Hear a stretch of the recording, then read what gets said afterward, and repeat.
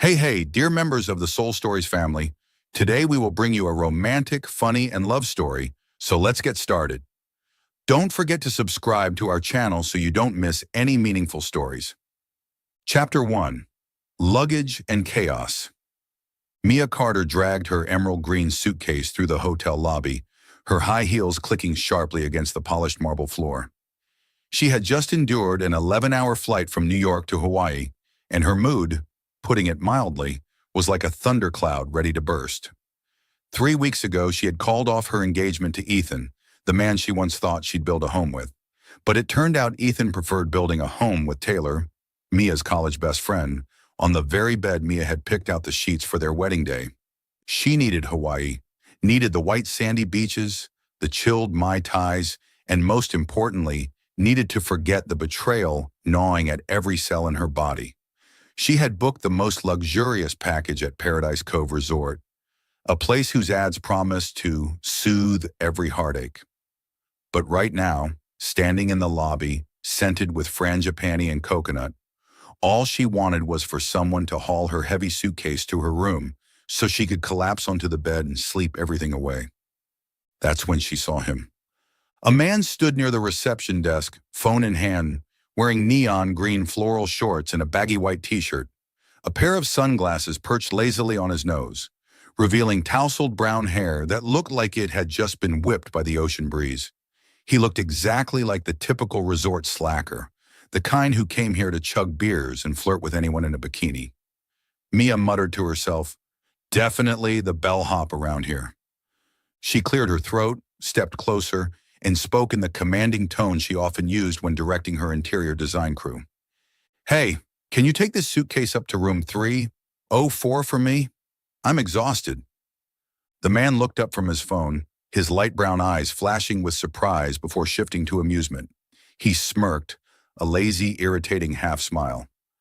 "I don't work here," he said, his voice deep and slightly hoarse, like he'd just woken up from a long nap. "But if you want, I can charge you. $5 per suitcase. How's that?" Mia blinked, thinking she'd misheard. She scanned him from head to toe. Shorts, flip-flops, cocky attitude, and irritation bubbled up like boiling water. "Very funny," she replied, her voice icy. "If you're not staff, then don't stand here blocking my way." "I was standing here before you showed up," he shrugged, slipping his phone into his pocket. "You're the one who bumped into me." She wanted to argue, but a real receptionist, neatly uniformed, appeared, cutting off their pointless exchange.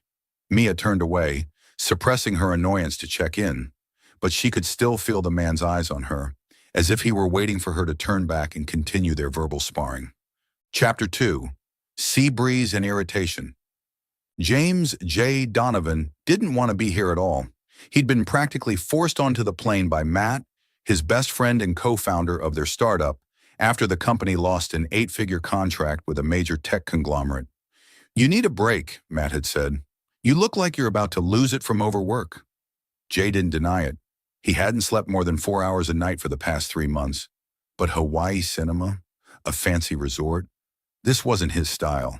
He'd rather be holed up in his office with a pile of code and black coffee than lounging on a beach listening to waves.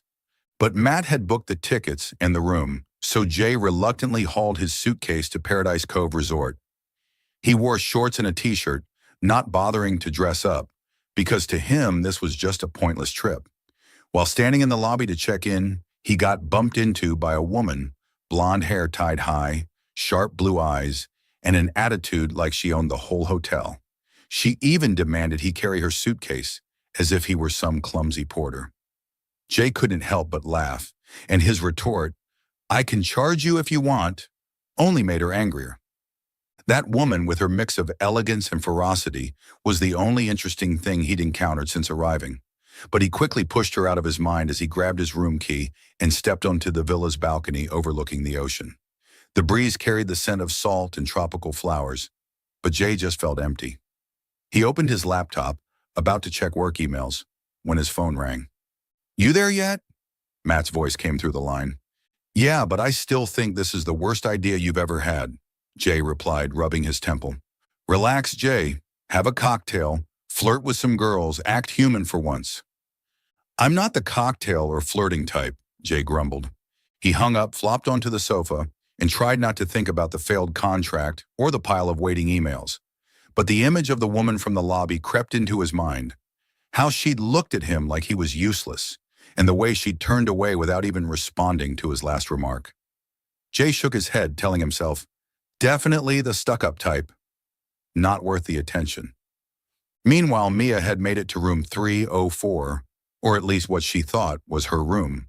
She opened the door, dragged her suitcase inside, and immediately sensed something was off. A laptop sat open on the table. A pair of flip-flops lay scattered by the door, and a faint whiff of men's cologne hung in the air.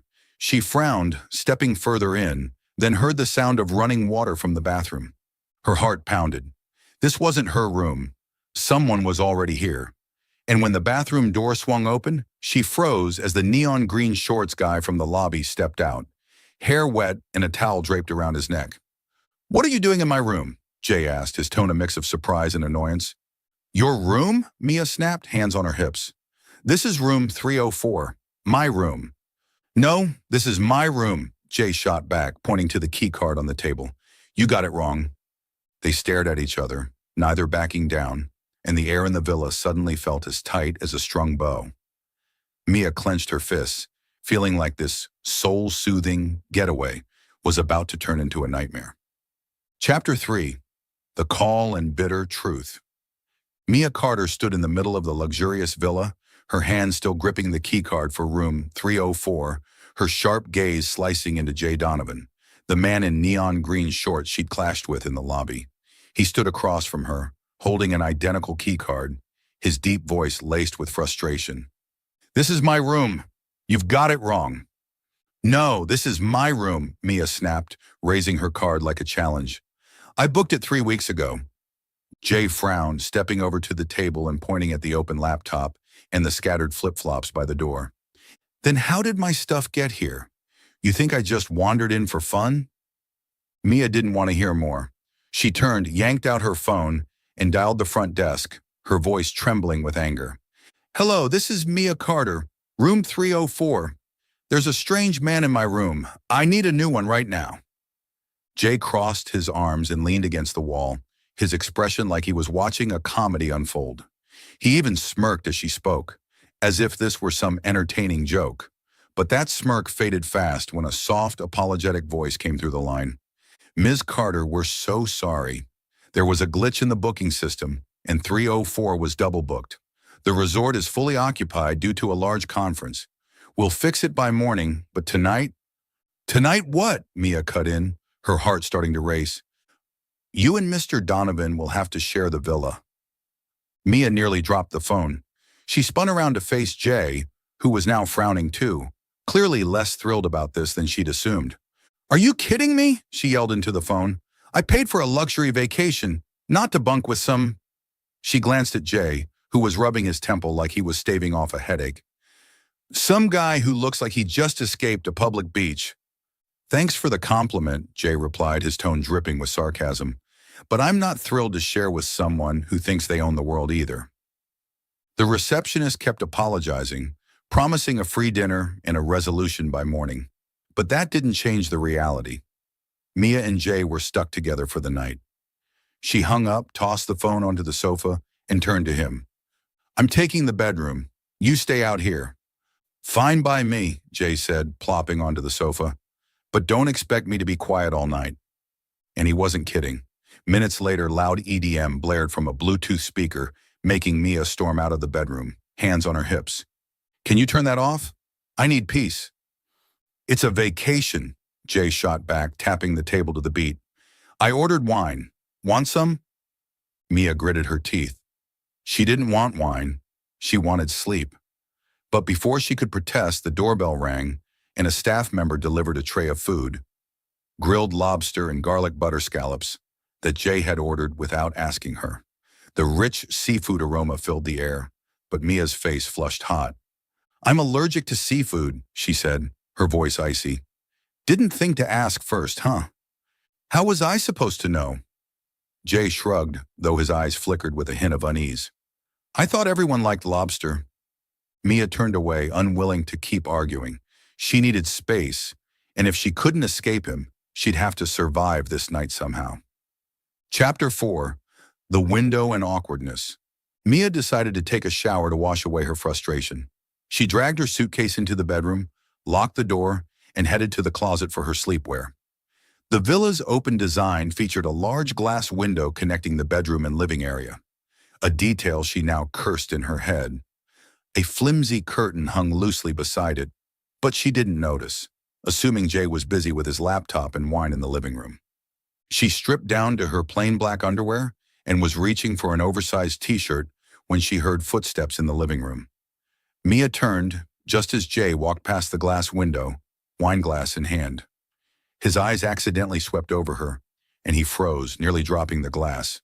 Mia screamed, lunging for the towel on the bed and wrapping it around herself in a flash. Her face burned red, her heart pounding with embarrassment and fury. She flung open the bedroom door and stormed out to confront Jay, who was now blushing too, hands raised as if to explain. "You pervert," Mia shouted, pointing at his face. "You looked on purpose, didn't you?" "I didn't mean to," Jay replied, his voice higher than usual, clearly flustered. "Why didn't you close the curtain? Who changes in front of a window?" "This is my room," Mia roared. "You're not allowed to look." "I didn't want to look," Jay fired back, though his eyes darted away, as if he couldn't unsee what had happened. The air between them was taut, laced with an awkwardness neither could hide. Mia took a deep breath, stormed back into the bedroom, and slammed the door. But she could still hear Jay muttering outside, "God, this vacation." After a few minutes of silence, Jay knocked, softly, almost reluctantly. "Hey," he said through the crack. "I'm sorry, I really didn't mean it. Are you okay?" "I'd be fine if you disappeared," Mia shot back, her tone still sharp, though she knew he couldn't go anywhere. Eventually, they reached a temporary truce. Mia grabbed a roll of tape from her suitcase, an interior designer's habit, and drew a boundary line down the middle of the villa, left side hers, right side his. "No one crosses this line," she declared, wielding the tape like a weapon. "Fine," Jay replied, shrugging, "but if you want wine, feel free to come grab some." Mia glared at him, saying nothing, but inside she was a mess. The embarrassment from the window incident still haunted her, and though she hated to admit it, the fleeting look of flustered sincerity in Jay's eyes when he apologized made her feel strange. Jay sank onto the sofa, wine glass in hand, trying to focus on his laptop. But he couldn't erase the image of Mia in her underwear, not because he meant to linger on it, but because it had been so sudden, so real. He shook his head, telling himself to forget it, but the stifling atmosphere in the villa had shifted, even if neither of them dared to acknowledge it. Chapter 5. Long Night and Noise. Mia Carter lay on the king-size bed in the villa's bedroom, eyes squeezed shut, trying to sink into sleep and forget this awful day. But the steady clacking of keys from the living room, mixed with the faint glow of Jay's laptop screen, buzzed around her like an unrelenting fly. The tape line she'd drawn down the middle of the villa, her side on the left, his on the right, did nothing to block the noise or his presence. It was nearly midnight, and she needed sleep. Tomorrow the hotel promised to fix the booking mix-up, and she'd escape this little hell. But Jay Donovan showed no signs of resting. He sat on the sofa, long legs propped on the table, eyes glued to his laptop as if he were saving the world through a pile of code. Mia muttered to herself, "Can't he work somewhere that isn't here?" She shot up, threw a thin robe over herself, and marched out of the bedroom, hands on hips. "Can you stop typing? It's midnight." Jay looked up, his light brown eyes flashing with irritation but retaining that familiar, cocky smirk. "I'm working," he replied, his voice low and curt. "If you don't like it, wear earplugs." "I didn't bring earplugs," Mia snapped, "and this is a vacation, not your tech office." "To me, it's no different," Jay shrugged, fingers still tapping away. "You should get used to it if you're staying here." Mia clenched her teeth. She wanted to storm across the boundary line, snatch his laptop, and hurl it off the balcony. Instead, she took a deep breath, spun around, and slammed the bedroom door, hoping the noise would make him flinch. It didn't work. The typing continued, now joined by Jay's muttering as he spoke through a Bluetooth earpiece, probably to some colleague in a different time zone. She flopped back onto the bed, pulling the blanket over her head, but her frustration had hit its limit. Mia sprang up again, charging into the living room with a resolve to end this. "That's enough," she yelled, yanking the plug of the Bluetooth speaker Jay had left on the table. "Don't you have any respect for others?" "You just cut off my call," Jay said, his voice icy, hands pausing mid-type. He pulled off his earpiece and stood and crossed the boundary line, the first time since they'd drawn it. "Do you have any idea what I was handling?" "I don't care," Mia shouted, pointing at his face. "I need sleep and you're ruining everything." Jay stared at her, his gaze darkening. He stepped closer, towering over her by a full head, and the air grew stifling. Mia didn't back down, though her heart pounded harder from the tension. Chapter 6. Wine and Consequences. On the table beside the sofa, the half-finished glass of wine Jay had been drinking sat there, deep red and glinting under the light. Mia, in her fury, swung her arm to gesture again, but her hand accidentally knocked the glass. It unfolded like a slow-motion scene. The glass tipped, spilling straight onto Jay's open laptop, the red liquid seeping into the keyboard and screen before he could react. "What did you just do?" Jay yelled, lunging to the table and snatching up the laptop, but it was too late. The screen flickered a few times before going black, leaving only the sound of wine dripping onto the floor. I didn't mean to," Mia stammered, eyes wide with shock, but her panic quickly gave way to anger as Jay turned to her, his face flushed with rage. "Didn't mean to," Jay growled, gripping the edge of the table. "Do you know how important the data on this was? Months of work." "Well, you didn't mean to keep me awake either," Mia shot back, though her voice wavered slightly. "Don't blame me when you started it." Jay stepped forward, grabbing her wrist, not hard but firm enough to hold her still. He leaned down, his face inches from hers, his warm breath brushing her cheek. "You need to learn some self-control," he said, his voice low and dangerous, "because I'm not the type you can push around." Mia jerked her hand free, but Jay's reflexes were faster than she expected. She misunderstood, thinking he was about to attack her, and instinctively, her hand flew up, slapping him hard across the cheek. The sharp crack echoed in the quiet space, stunning them both. Jay touched his face, eyes widening, but instead of exploding as she expected, he smirked, a challenging, unreadable grin. Before Mia could react, he pulled her back, his hand gripping her waist, and then his lips crashed onto hers, a fierce, sudden, defiant kiss.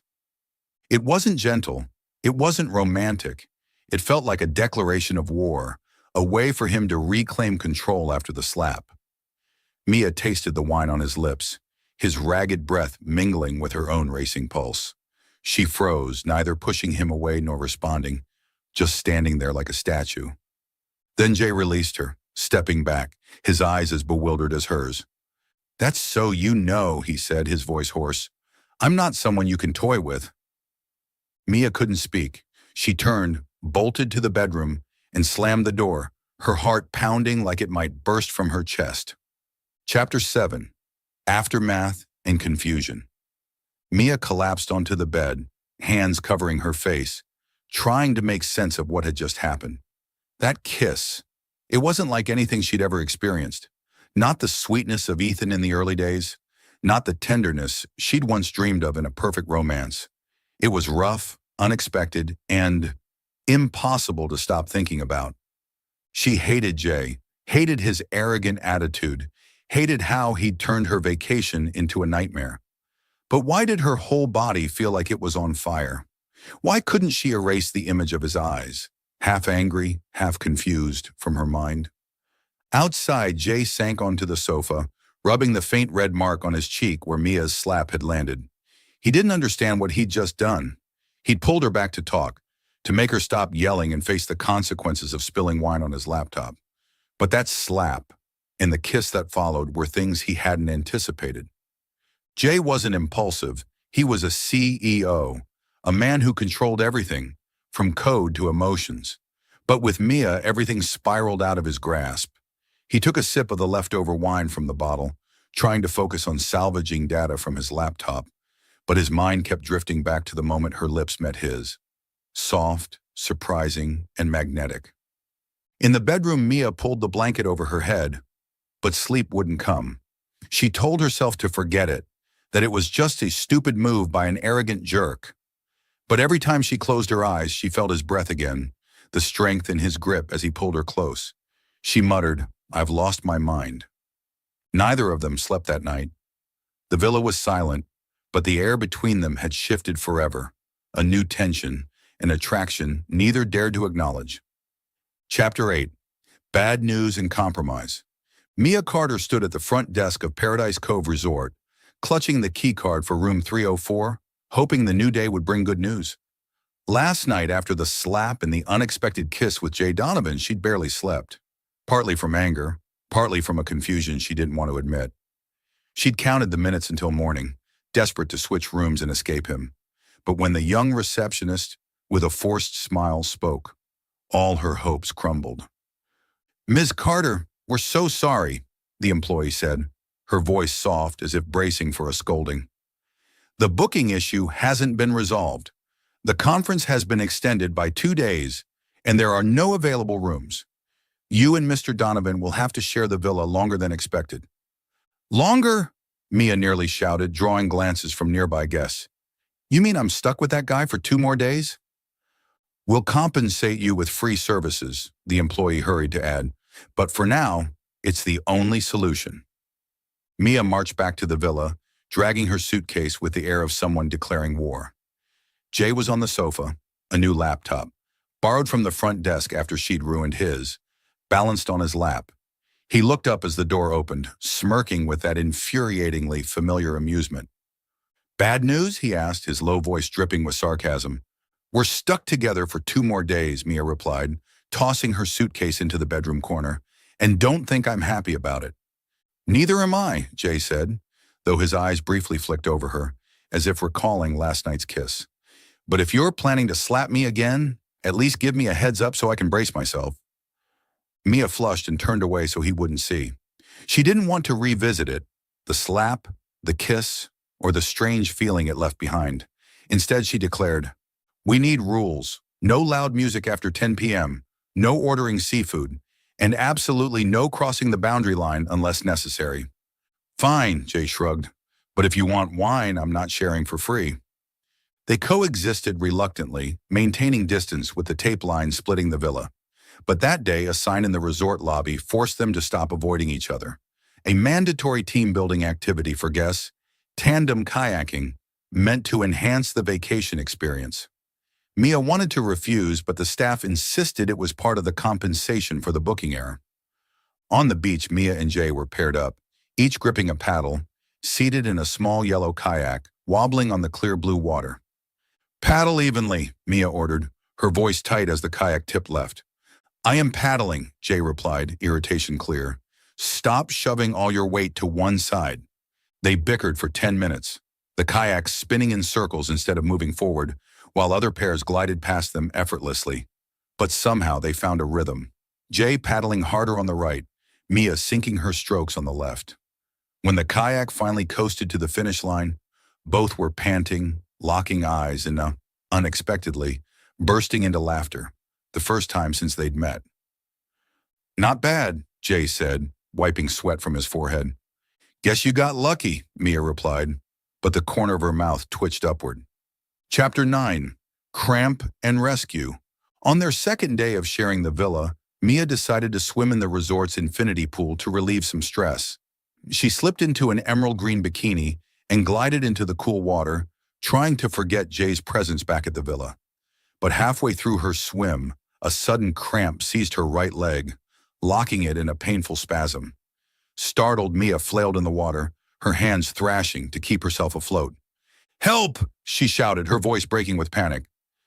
Jay, who'd been sitting on a lounge chair near the pool with his laptop, looked up instantly.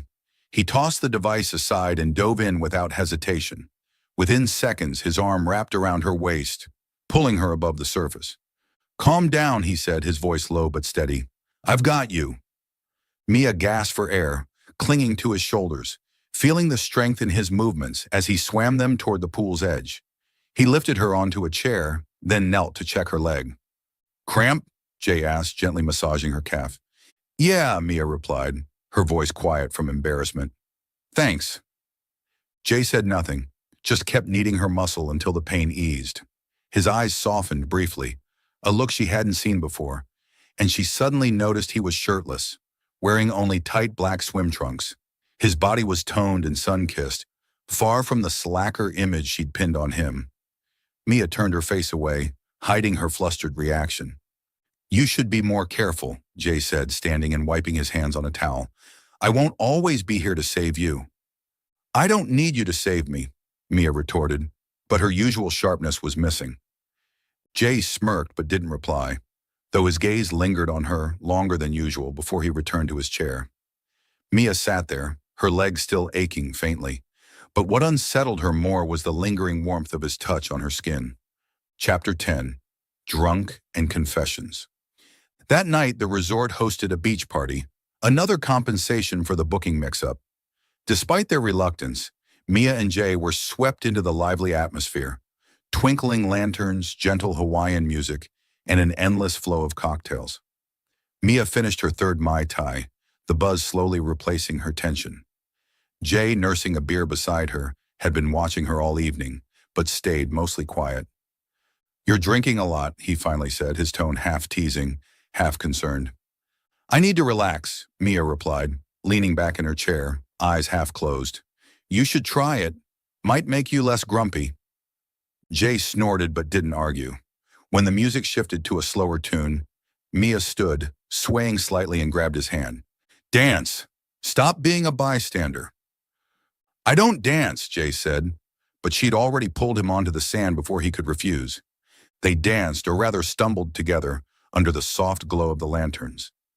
Mia rested her head on his shoulder, her warm breath grazing his neck. She whispered, her voice slurred with drink. You're not as bad as I thought. Jay stiffened, his hand tightening briefly on her waist. He looked down, meeting her dreamy but sincere blue eyes, and his heart beat faster than usual. You're drunk, he said, his voice rough, but he didn't push her away. They returned to the villa when the party ended, Mia leaning on his shoulder for balance. As she flopped onto the sofa, crossing the boundary line for the first time, Jay helped her lie down, pulling a blanket over her. He sat there watching her sleep, her blonde hair spilling over the pillow, and realized something he didn't want to face. He liked her stubbornness, liked how she challenged him, liked the way she made him lose control, but he couldn't admit it. Not now, with his past and reason holding him back. Jay stood, turning to his laptop, but his eyes kept drifting to her, unable to pull away. Chapter 11. The Photo in the Night. Mia Carter sat on the sofa in the villa, holding a glass of orange juice, her eyes still hazy from last night's party. She had crossed the tape boundary to sleep there, something she couldn't have imagined just days ago. Jay Donovan, the man who once drove her up the wall, was now out on the balcony, hunched over his laptop with his usual focus. After days of reluctant coexistence, from tandem kayaking to the moment he saved her from a cramp, to her drunken confession last night, you're not as bad as I thought. Things between them had shifted. It wasn't hostility anymore, but something vague, hard to define. Yet this morning, as the Hawaiian sunlight streamed through the window, an uneasy feeling crept into her chest. There was something about Jay she couldn't pin down, his gaze sometimes distant, like he was hiding a secret. She shook her head, telling herself it was just her imagination, and stood to head to the bedroom to change. That's when she saw it. On the table beside Jay's laptop lay an old leather wallet he'd forgotten after paying for breakfast. It was slightly open, a corner of a small photo peeking out. Mia hadn't meant to pry, but her blue eyes caught it, and she froze. The faded photo, its edges yellowed, showed two people, a younger Jay with a rare smile and a blonde girl beside him. That face was too familiar. Jessica Carter, Mia's older sister. Her heart pounded. She picked up the photo, hands trembling, and looked closer. Jessica, with the radiant smile Mia remembered from their closer days, had her arm around Jay in some park. In the corner, faint handwriting read, Jay and Jess, Summer 2018. Mia felt the blood drain from her face, Jay was Jessica's ex, the man her sister had once loved passionately, then dumped for a wealthier businessman. Jessica had told that story 100 times, with the smugness of a victor, but never mentioned his real name. Just the broke programmer she'd left behind. And now that programmer was here, sharing a villa with her. The balcony door slid open, and Jay stepped inside, stopping short when he saw Mia holding the photo. His face paled, but only for a second before he regained his composure. "What are you doing with my stuff?" he asked, his voice low but tense. "What is this?" Mia held up the photo, her voice shaking with anger and confusion. "You knew Jessica? My sister?" Jay stayed silent, his eyes flicking to the photo, then back to her. He didn't deny it, just stepped forward slowly, hands in his pockets as if trying to stay calm. "Yeah," he said finally, "I used to date Jessica." Mia let out a bitter laugh, but it caught in her throat. "Used to date? You mean you're the ex she ditched for someone richer? And now you're here, with me?" Jay frowned, opening his mouth to speak, but Mia didn't give him the chance. She threw the photo onto the table and stepped up to face him. "You knew who I was from the start, didn't you? You knew I was Jessica's sister." Chapter 12, Admission and Confrontation. Jay met her gaze head-on, unflinching, and nodded slowly. "Yes," he said, his voice low but firm. "I knew you were Jessica's sister the moment I saw you in the lobby. Your name, your voice, they're just like hers." "Then why didn't you say anything?" Mia shouted, fists clenched. "Why did you let me stay here, live with you, like this was all some coincidence?" "Because it didn't matter," Jay replied, his voice rising with frustration. "I didn't come here for you, Mia. I came here to rest, not to track down my ex's little sister. Us sharing the villa was the hotel's mistake, not my plan." Mia stepped back, her mind reeling. She replayed every moment, the slap, the kiss, their laughter on the kayak, him pulling her from the pool. Now it was all tainted with doubt. "You expect me to believe that?" she snapped. "That you weren't trying to get back at Jessica through me? That everything you did, pretending to care, saving me, staying close, wasn't some game?" "I'm not playing games," Jay shot back, stepping closer. "Jessica's the past. I don't care about her anymore, and I'm sure as hell not using you for revenge. If I wanted payback, I'd have done it years ago. I wouldn't wait for Hawaii." But Mia wasn't listening. She felt betrayed, not just by Jay, but by herself. She'd let him get close, let herself feel something for him, without knowing this truth. She shook her head, tears welling up but held back. "You're lying," she whispered, her voice breaking. "You knew her history with you, and you still let me believe this was real. You used me." "Mia, I didn't—" Jay reached for her, but she jerked away. "Don't touch me," she yelled, her eyes full of pain. "I don't even know who you are anymore." Jay stood there, hands falling limp, his gaze darkening. He wanted to explain, to tell her he hadn't come here for Jessica, that their moments together were real, but he knew she wouldn't believe him. Not now, when everything had just shattered. Mia turned and stormed into the bedroom, slamming the door. She sank onto the bed, burying her face in her hands, feeling like her heart was being torn apart. She started to like him. How stupid. And now she only saw herself as a pawn in his game with the past. Chapter 13, Decision and Departure. Mia didn't sleep that night. She lay in bed staring at the ceiling, her mind a tangle of memories about Jessica and the past few days with Jay. Her sister had spoken of the broke programmer with disdain, saying he wasn't good enough, that she deserved someone wealthier. Mia had never met Jay before. Jessica never kept photos or said his name. But now she realized he wasn't that broke guy anymore. He was a startup CEO, a successful man, and maybe someone out for revenge. The next morning she rose before sunrise, quietly packing her suitcase. She couldn't stay here another minute. Not with Jay, not with the doubt eating at her. As she dragged her suitcase into the living room, Jay was on the sofa, eyes bloodshot like he hadn't slept, holding an empty beer bottle. He looked up at the sound of her footsteps, a flicker of panic in his eyes. "Where are you going?" he asked, standing. "I'm leaving Hawaii," Mia replied, her voice cold. "I can't stay here with you." "Mia, listen to me." Jay stepped forward, but she held up a hand to stop him. "Don't," she cut in. You knew the truth from the start and didn't tell me. I can't trust you anymore."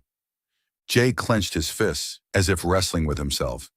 "I didn't say anything because I didn't want the past to interfere. I like you, Mia. Not because of Jessica, but because you're you." Mia paused, her heart aching at his words.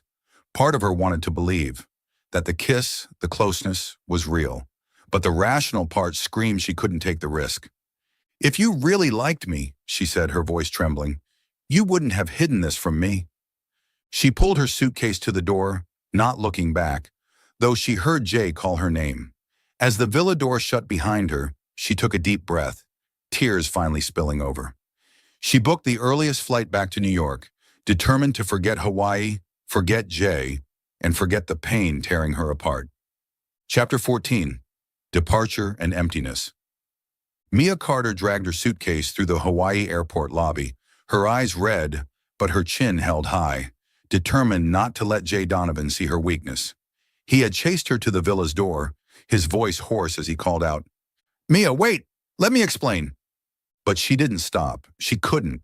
His admission that he'd known she was Jessica's sister from the start echoed in her mind, cutting into the fragile trust she'd begun to build. She'd let him get close, laughed with him, felt his warmth as they danced under the lanterns. And now it all felt like a cruel joke. "I don't want to hear it," she interrupted as he tried to grab her hand. "You had your chance to be honest, and you didn't take it." Jay stood there, hands falling to his sides, his eyes full of helplessness. "Mia, I didn't come here for Jessica. I came here because—" "Don't," she cut him off, her voice trembling. "I don't trust you anymore." She turned away, stepped into the taxi, and as it pulled away, she didn't look back. But inside, she felt an emptiness she couldn't explain, a loss that went beyond her anger. The plane took off, carrying her back to New York, where she hoped to forget Hawaii, forget Jay, and forget the kiss that had changed everything. Jay returned to the villa, shutting the door and collapsing onto the sofa. He picked up the empty beer bottle from last night, staring at the tape boundary line, now vacant on Mia's side. He tried to explain that he wasn't out for revenge, that he genuinely liked her, but she hadn't given him a chance. He told himself it was for the best. She didn't trust him, and maybe she was right. His past with Jessica was a scar he couldn't erase, and dragging Mia into it only made things worse. But when he closed his eyes, her image, blonde hair spilling over the sofa, blue eyes dreamy with drunkenness, wouldn't leave. He muttered, "I'm such an idiot." Chapter 15. Safe Choices and Lingering Regrets. A month had passed since Mia returned to New York. She threw herself into her work at the interior design firm, trying to fill the void with blueprints, meetings, and late nights at her computer. But every time sunlight streamed through the window, she'd think of Hawaii's beaches, the sound of waves, and, though she hated to admit it, Jay. One afternoon, as she tweaked a design for a major client, Mark Thompson knocked on her office door. Mark, her longtime colleague with neat brown hair and a warm smile, had always been her rock during tough times. He'd liked her. She'd known it from the looks he gave her even when she was engaged to Ethan, but she'd never reciprocated. "You okay?" Mark asked, setting a coffee cup on her desk. "You've seemed tired since Hawaii." "Fine," Mia replied, forcing a smile. "Just busy." Mark sat across from her, his gaze earnest with concern. "Mia, I know you've been through a lot, with Ethan, then that trip. I just want you to know, I'm here, and I've always liked you." Mia looked up, caught off guard. Before she could respond, Mark took her hand, his voice shaky but resolute. "I want to be with you, Mia, not just as a co-worker, but more. I want to propose a stable life, a family, everything you deserve."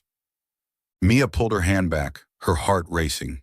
Mark was safety, a good, reliable man with no secrets or tangled past. He was the choice her rational mind screamed she should take, especially after the wreckage of Ethan and Jay. But as she met his eyes, she felt nothing. No spark, no thrill like the one she'd felt standing close to Jay, even for a fleeting moment. "Mark, I need time," she said, her voice softening. "I don't know what I want right now." "I'll wait," Mark replied, standing with a sad smile. "But don't take too long, okay?"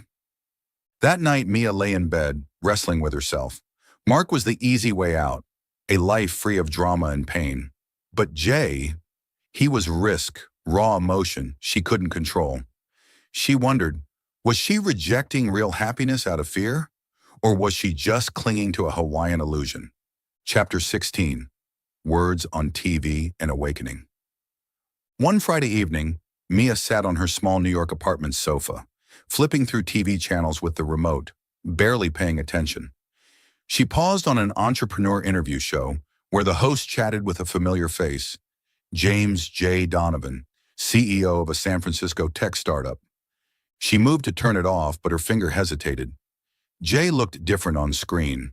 Crisp black suit, hair neatly combed, no trace of the carefree guy in neon green shorts she'd met in Hawaii. Yet his light brown eyes were the same, deep, thoughtful.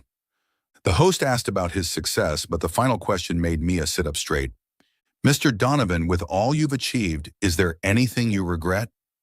Jay paused, his gaze drifting past the camera, as if looking right at her. Then he spoke, his voice low and sincere. Yes, sometimes you meet someone who makes you want to stay, but you let them go out of fear. I did that once, and I'm not sure if I'll get the chance to fix it. Mia's breath caught. Those words, they weren't generic. They were about her. She knew it, deep down. She rewound the interview, replaying every word, and this time, tears streamed down her cheeks. She remembered every moment with Jay, the slap, the kiss, him pulling her from the pool, the way he looked at her when she was drunk. He wasn't avenging Jessica through her. He genuinely liked her, maybe even loved her, and she'd walked away because she couldn't trust him. The next morning, Mia met Mark at a cafe. He brought a small ring, his eyes brimming with hope. But she shook her head, her voice gentle yet firm. Mark, you're wonderful, but I can't. My heart, it's not here. Mark nodded, sad but unsurprised. I figured. Be happy, Mia. She left the cafe, her pulse racing with newfound resolve. She couldn't let fear hold her back anymore. She had to find Jay, to tell him she was wrong, that she felt something real between them too. She booked a flight to San Francisco, unsure if he'd forgive her, but she had to try. Chapter 17. Journey to San Francisco. Mia Carter sat on the plane from New York to San Francisco, gripping the seatbelt, her eyes fixed on the window as white clouds drifted by. Her heart pounded, not from the altitude but from the decision she'd made, one she couldn't have fathomed weeks ago. After seeing Jay's interview, hearing him talk about letting someone go out of fear, she'd turned down Mark's proposal and booked the flight immediately. She was done running. She had to find Jay, to tell him she'd been wrong to doubt him, that she felt something real between them, untarnished by the past. She didn't know how he'd react. Would he forgive her for leaving without hearing him out? Would he still want her after everything? But she couldn't live with what-ifs anymore. The plane touched down at San Francisco International, and Mia stepped out, pulling her small suitcase, breathing in the crisp Bay Area air. She hailed a taxi, reciting the address of Jay's startup office she'd found in an online article. When the taxi stopped in front of a sleek glass building, Mia stepped into the lobby, palms sweaty. She approached the reception desk, forcing her voice to stay steady. I need to see James Donovan. I'm Mia Carter. The receptionist smiled, typed something into her computer, then looked up with surprise. Ms. Carter? Mr. Donovan isn't here. He flew to New York this morning. New York? Mia echoed, her mind spinning. What for? I'm not sure, the girl replied, shrugging, but his assistant might know. Can you wait a moment? Jay's assistant, a young woman named Sarah, appeared minutes later.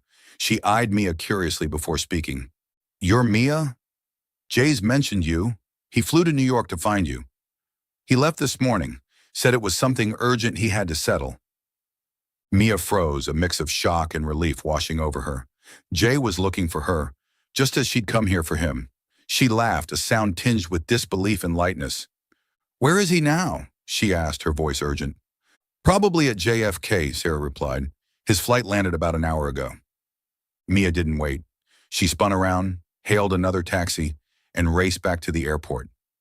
She booked the earliest flight back to New York, her heart pounding with the slim hope she could still catch him. Chapter 18. The Airport and Reunion.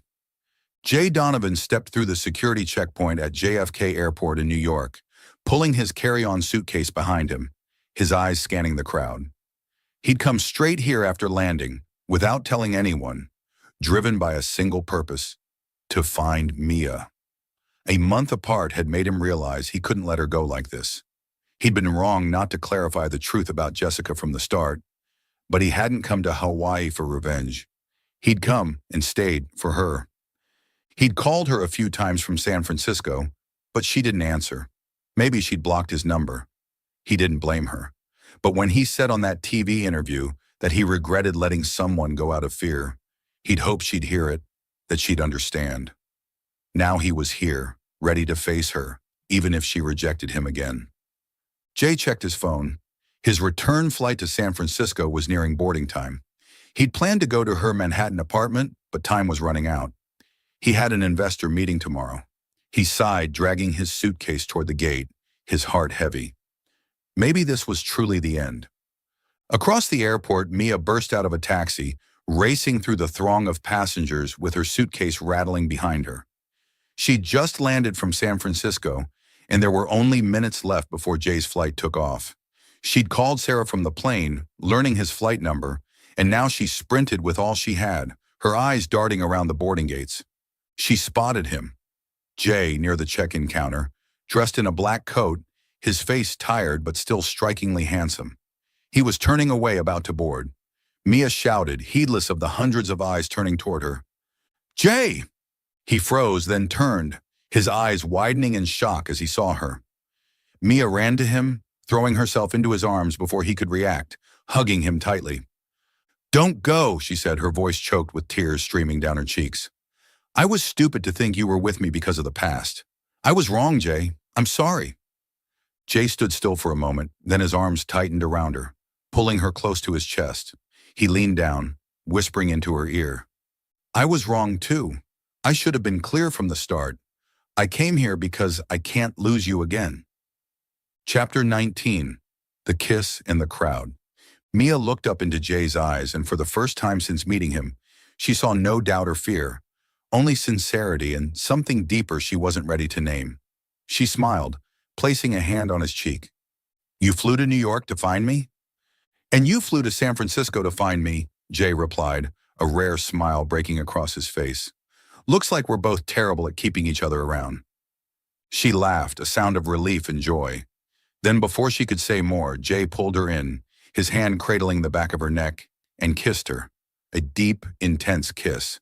Nothing like the defiant one in Hawaii. This time it was a fusion of pent-up emotion, forgiveness, and an unspoken promise. Around them, hundreds of passengers at JFK paused. Some clapped, some whistled. But Mia and Jay didn't care. The world shrank to just the two of them. And in that moment, the past, Jessica, the misunderstandings, the pain, melted away.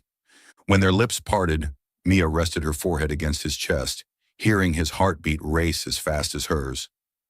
"What now?" she asked, her voice soft. "Now we don't leave each other again," Jay answered, stroking her hair. "I don't care about San Francisco or New York. I just want to be with you." Chapter 20. Starting over. Mia and Jay left the airport hand in hand, their suitcases rolling behind them. They didn't head back to San Francisco or stay in New York right away. Instead, they chose to spend a few days at a small nearby hotel to talk, to understand each other, and to start anew without boundaries or secrets between them. In the hotel room, as the sunset glowed through the window, Mia sat on a chair, watching Jay unpack his suitcase and pull out a familiar t-shirt, the one he'd worn in Hawaii, faintly scented with the sea. She smiled. "You kept that shirt?" "It reminds me of you," Jay said, sitting beside her, "of the day we met and argued over a suitcase." Mia leaned into his shoulder, feeling his warmth spread through her. "I thought you were some slacker playboy." "And I thought you were a haughty queen," Jay replied, pressing a light kiss to her forehead. "Turns out we were both wrong." They laughed, and in that moment, everything became clear. The past with Jessica, the hurts and misunderstandings, no longer mattered. They were together now, not by fate or coincidence, but because they'd chosen each other, despite everything. 1 year after their reunion at JFK Airport, Mia Carter and Jay Donovan stood hand in hand on the beach at Paradise Cove Resort in Hawaii, the very place where they first met amid chaos and misunderstandings. The fine white sand stretched out beneath the sunset, waves lapping gently like a natural soundtrack to their wedding. Mia wore a simple white dress, her blonde hair flowing freely in the sea breeze, while Jay donned a light gray suit, his light brown eyes glowing with a happiness he hadn't imagined possible a year ago. The guest list was small, just a handful of close friends and family, but enough to create a warm, intimate ceremony. Matt, Jay's best friend, and the one who'd forced him to come to Hawaii in the first place, stood as best man, beaming brightly. Sarah, Jay's assistant, was there too, clapping as they exchanged vows. Jessica wasn't invited. Mia and Jay had agreed that the past should stay behind them, with no need for her sister's presence to overshadow this special day. When the officiant declared them husband and wife, Jay leaned down to kiss Mia, a tender yet firm kiss, a testament to the journey they'd overcome together. Applause erupted, mingling with the sound of the waves, and Mia whispered in his ear, "I never thought we'd end up here after everything." "Neither did I," Jay replied, squeezing her hand. "But I know this is where we belong." After the ceremony, they sat on the beach, barefoot in the sand, watching the sun dip below the horizon. Mia rested her head on Jay's shoulder, and together they recalled those early days, arguments, misunderstandings, and the slow discovery of each other amid old wounds. Mia and Jay's journey proved that love doesn't always start perfectly or easily. They met in chaos, separated by past baggage and doubts, but ultimately it was honesty, the courage to face their mistakes, and an unwavering resolve not to give up that brought them together. Thank you for following this heartfelt story of Soul Stories channel. Share your thoughts about the story in the comments below. If you believe that true love can withstand all trials and sometimes begins in the simplest of ways, don't forget to hit the like button and share this story with your friends. To never miss out on touching and meaningful stories, subscribe to our channel and help us spread messages of love and warmth to everyone. Let's cherish the beautiful moments of life and love together.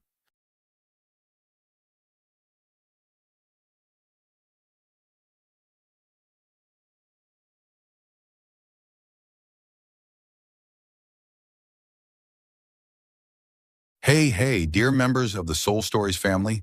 Today we will bring you a romantic love story, so let's get started. Don't forget to subscribe to our channel so you don't miss any meaningful stories.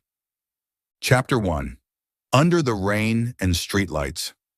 Rain poured relentlessly onto the deserted street, each icy droplet striking Evelyn Carter's face like taunts from fate itself. She stood there, enveloped in the pitch-black night, her tattered high heels caked with mud, her tight crimson dress soaked and clinging to her body. The tiny handbag, the only thing she'd managed to grab before her Aunt Margaret threw her out, was empty, not a single penny inside. Yet Evelyn's green eyes didn't dim. They blazed with an unwavering fire, and the corner of her lips curled into a defiant smirk. "Margaret, you think this is the end of me?" "Not yet," Evelyn muttered, her voice blending with the steady patter of the rain. She tossed her wet hair back, revealing a sharp-featured face, beauty that was both alluring and fierce, impossible to look away from. At 22, Evelyn wasn't the type of girl to be weak or easily broken. She was a trap girl, smart, fair, always true to her word, but with a penchant for teasing others to keep life from getting dull. She had a bad habit of taking long baths, sometimes lingering under the hot water for an hour just to unwind. But now even that small pleasure had been stripped away. The rain showed no sign of stopping, the cold seeping deep into her bones. Evelyn glanced around. The suburban street was lifeless, save for the faint glow of streetlights reflecting off the wet pavement. The house she'd once shared with her mother now belonged to Margaret, her ruthless aunt who'd stop at nothing to claim the family's assets after her mother's death 3 months ago. Under the excuse of not wanting to feed a freeloader, Margaret had kicked her out without letting her take anything but the clothes on her back. Evelyn clenched her fists, her red-painted nails digging into her palms. She didn't cry. Tears were a luxury she'd never allowed herself. Gotta find shelter first, she told herself, stepping forward in the rain. Her heels clacked against the pavement, but her stride remained confident, as if she were walking into a party. That was Evelyn's style, seductive yet strong, rebellious yet calculated. The tight red dress, the long dangling earrings glinting despite being drenched, all of it made Evelyn Carter unmistakable. After a few hundred meters, she stopped. Her bare feet were numb from the cold. Her heels had given out somewhere along the way, abandoned when the heel snapped in the downpour. She stood under a small awning, exhaling a puff of white breath into the damp air. "If this keeps up, I'll freeze to death before I can get back at Margaret," she murmured, rummaging through her bag for anything useful. No money, no phone, just a hairpin and a nearly used-up tube of lipstick. But as she bent to pick up the fallen hairpin from the sidewalk, something glinted under the streetlight, catching her eye.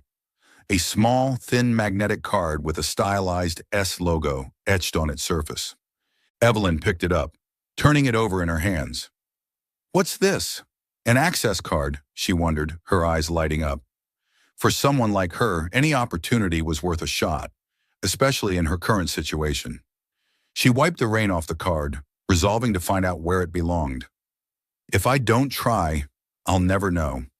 And if it fails, it's not like things could get worse," she thought, then kept walking, this time with a clearer purpose. A few streets away, in the upscale Silver Haven apartment building, David Knight sat alone in his penthouse on the top floor.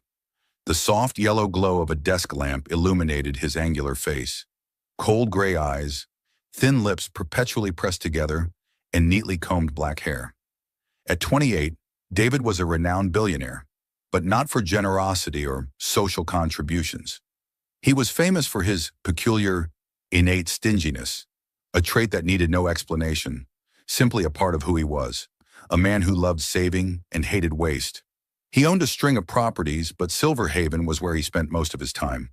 A 20-story modern tower with gleaming reinforced glass and luxurious interiors. Oddly, Silver Haven had fewer than 10 tenants. David disliked noise, and he didn't want the hassle of managing too many people. He controlled every apartment tightly. Rent had to be paid on time, utilities were calculated to the penny, and anyone who broke his rules was evicted without mercy. To him, life was a series of equations: maximize profit, minimize cost. Tonight, David wore a plain white shirt with rolled-up sleeves, reviewing his ledger at his desk. A cold cup of coffee sat beside him, evidence he'd been at it for hours. "Mrs. Rosie's over her water limit again," he muttered, jotting it down with precise handwriting. "And Jake, what's that kid doing wasting so much paper?" His voice was flat, emotionless, more like he was reading a financial report than talking about the people in his building.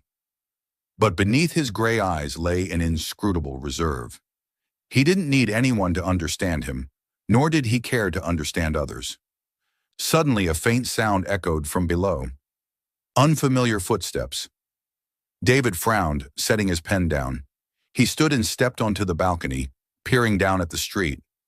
In the rain, a small figure approached the building's gate, holding a glinting magnetic card, the one he dropped earlier that day while rushing out of a meeting, unaware it was gone. "Who's that?" he muttered, his cold eyes narrowing. Evelyn stopped in front of Silver Haven, gazing up at the towering building, its glossy glass reflecting the streetlights. She didn't know where the card would lead, but her gut told her it was a temporary escape from the rain and cold. "If I don't try, I'll freeze out here," she told herself, stepping up to the gate's card reader. She swiped the card, and with a soft beep, the gate clicked open. Evelyn grinned triumphantly. Tonight, Evelyn Carter's got a new roof over her head. Who'd have thought? She entered the lobby, her bare feet leaving wet streaks on the polished marble floor. The vast, silent space amplified the sound of water dripping from her dress. She looked up at the soaring ceiling, the crystal chandeliers sparkling overhead, and let out a low whistle. "This place is fancy. If I could claim a spot here, Margaret would die of rage," she thought, a mischievous smile curling her lips.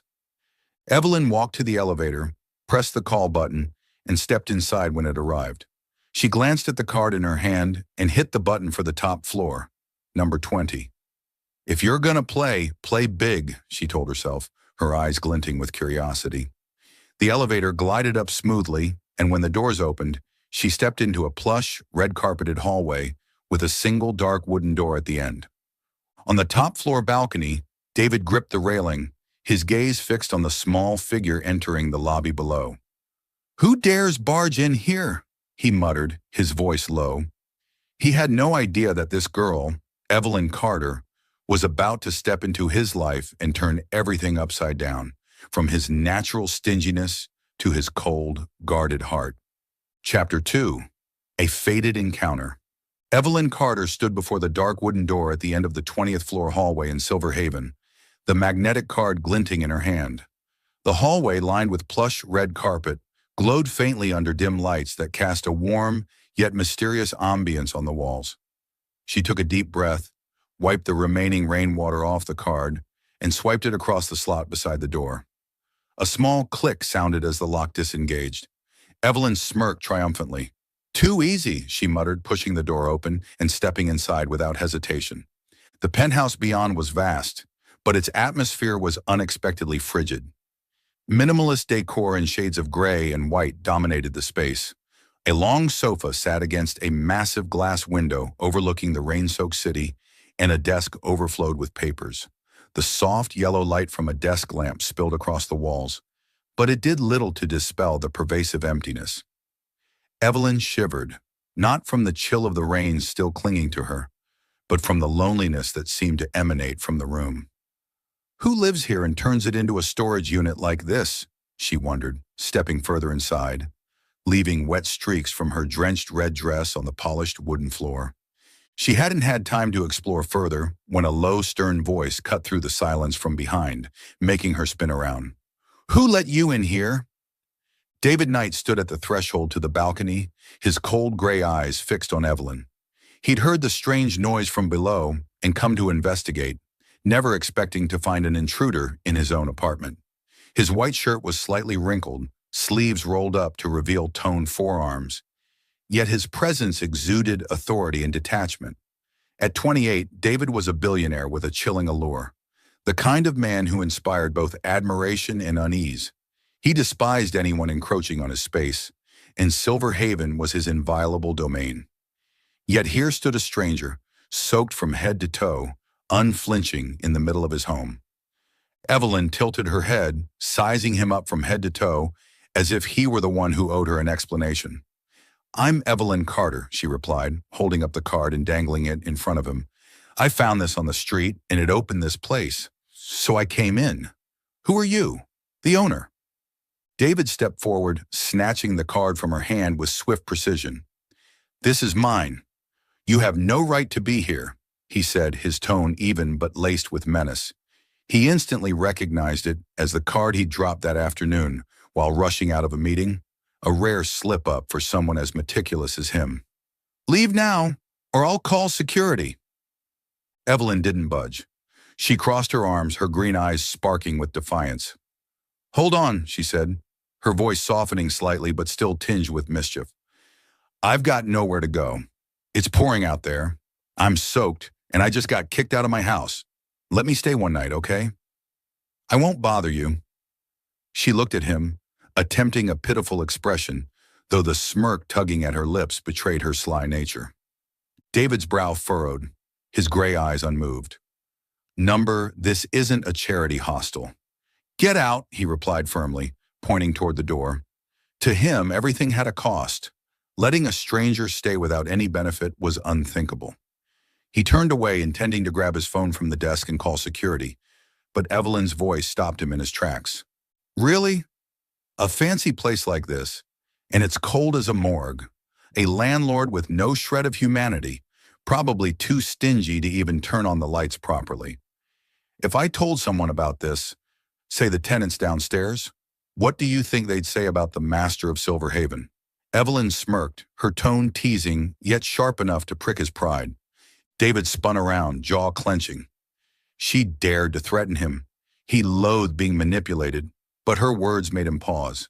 Silver Haven was his sanctuary, maintained to avoid trouble and cut costs, and he didn't want gossip disrupting its quiet. With his natural stinginess kicking in, a thought flashed through his mind. Kicking her out might cause more hassle, but keeping her could be useful without costing him a dime. He stood silent for a moment, arms crossed, his gaze still icy. Fine. You want to stay? I've got a deal. You can crash here, but you'll work as my maid. Clean the floors, tidy up, do whatever I say. No pay, no complaints. Deal? Evelyn blinked, caught off guard by the sudden shift, but she quickly recovered, flashing a sly grin. A maid? Sure. I'm thorough and fair. You'll see. But fair warning, if you're too cheap, don't blame me for messing with you. She shrugged as if she'd just agreed to a fun little game. David's lips twitched. Not quite a smile, but an unreadable expression. He didn't really need a maid, but this was a way to control her while leveraging her presence at no expense. Good. Start now. Clean up the mess you made on the floor, he ordered, pointing at the wet streaks she'd tracked in from the door. Evelyn glanced at the floor, then at him. Seriously? I just walked through the rain for an hour, and you're making me clean right now? She feigned a sigh, but her mind was already plotting ways to tease him later.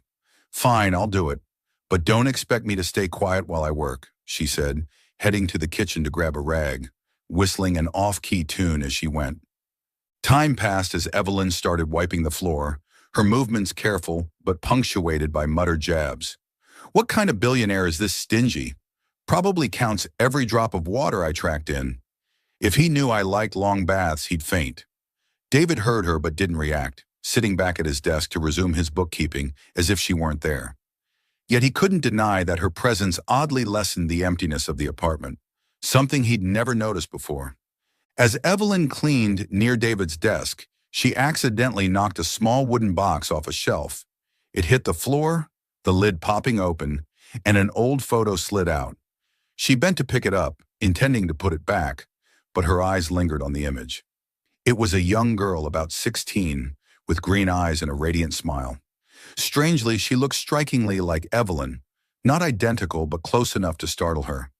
The girl's hair was longer, her face softer, but the eyes and features were almost a mirror image. Who's this? Evelyn murmured, looking up at David.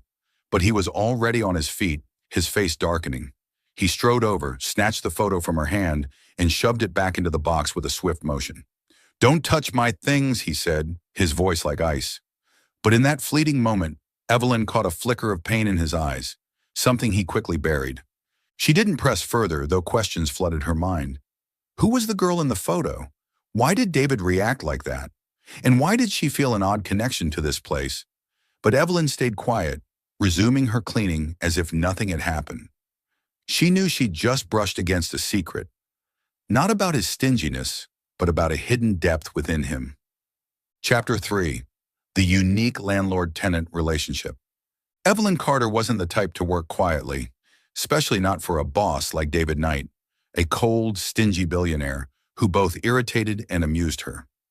The maid deal he'd offered the night she stumbled into Silver Haven wasn't a kind gesture. It was his way of exploiting her presence without spending a dime. True to her fair nature, Evelyn agreed to do the job diligently to honor her promise to stay. But that didn't mean she'd let him revel in his penny-pinching ways unchallenged. To her, this was a game. She'd excel at her tasks while teasing him to spice up life. The next morning, sunlight streamed through the penthouse's massive glass window as Evelyn woke up on the sofa David had grudgingly allowed her to use. She stretched, her messy hair framing her face, but her green eyes sparkled with mischief. David had left early, probably to review his ledgers or intimidate someone into paying rent, leaving a note on the table in his sharp, precise handwriting. Clean the kitchen before I get back. Don't make a mess. Evelyn read it and smirked. Clean the kitchen? Fine, but I'll do it my way. She stepped into the kitchen, spotless to the point of looking unused. A broom and rag sat ready on the counter, clearly David's setup to keep her busy. Evelyn began cleaning, her movements meticulous, honoring her promise of fairness. She wiped down every shelf corner, organized Old Spice containers, and swept up stray breadcrumbs. But as she worked, she couldn't resist muttering jabs. What kind of billionaire is this stingy? He probably counts every speck of dust to save on cleaning fees. She whistled an off-key tune, imagining David's scowl if he heard her. By afternoon, with the kitchen done, Evelyn decided to treat herself to a relaxing bath, her favorite habit she couldn't abandon, even without a home of her own. She entered the penthouse's luxurious bathroom, cranked the hot water to full blast, and sank into the warmth. 10 minutes passed, then 20, and nearly an hour later, she was still humming happily, lost in the steamy haze. "Life's beautiful with hot water," she sang, lathering shampoo into her hair, oblivious to time. David returned just then, hearing the steady trickle of water from the bathroom. He frowned and strode to the utility panel in the kitchen, a system he'd installed to monitor everything in the apartment. Glancing at the clock, he calculated. She'd been using hot water for almost an hour, and with current utility rates, this was no small expense. "Is she turning this place into a hot spring?" he muttered, shutting off the hot water without hesitation. To him, hot water was a precious resource, and letting someone waste it for hours was unthinkable. In the bathroom, Evelyn was mid-shampoo when the flow abruptly stopped. She blinked, staring at the shower head as if it had betrayed her. "What the hell?" she yelled, her head covered in white foam, eyes stinging from soap.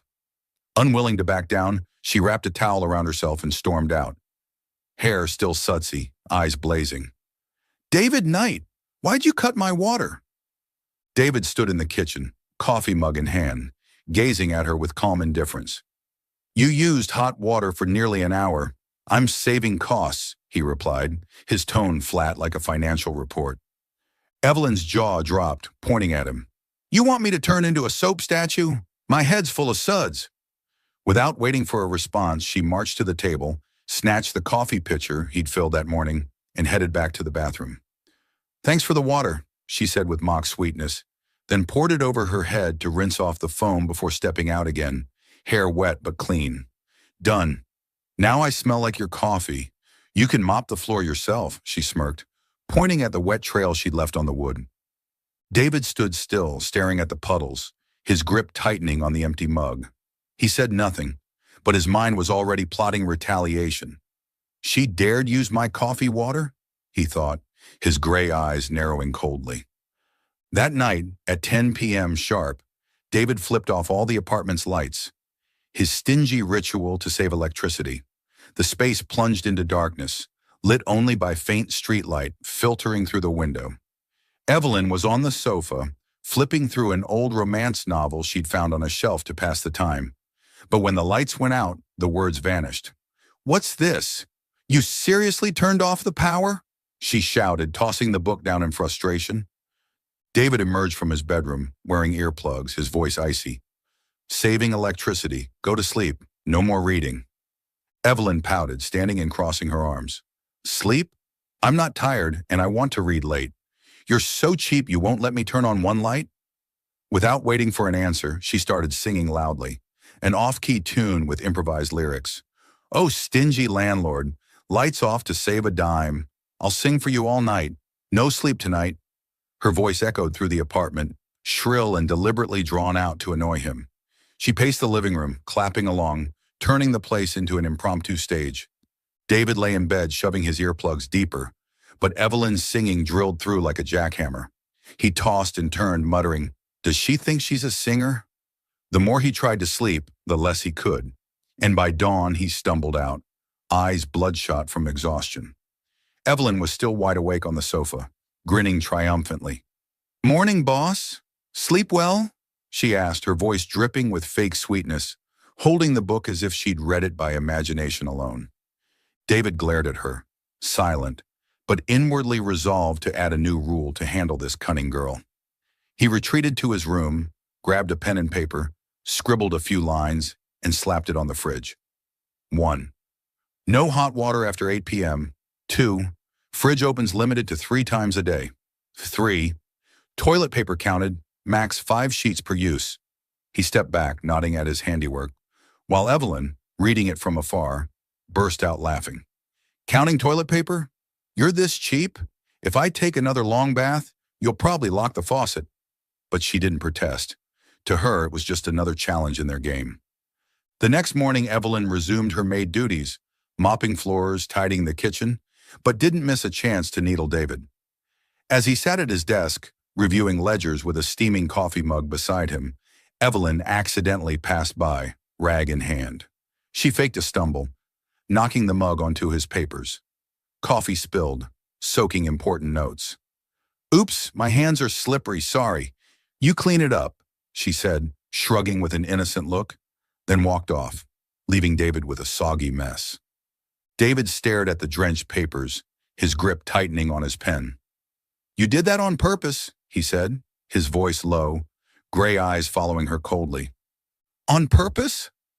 "No way, I'm just clumsy," Evelyn replied, but her sly smile gave her away. He didn't say more, silently wiping it up, but mentally notched another point for payback. He wouldn't admit it, but these clashes were starting to make the apartment less dull.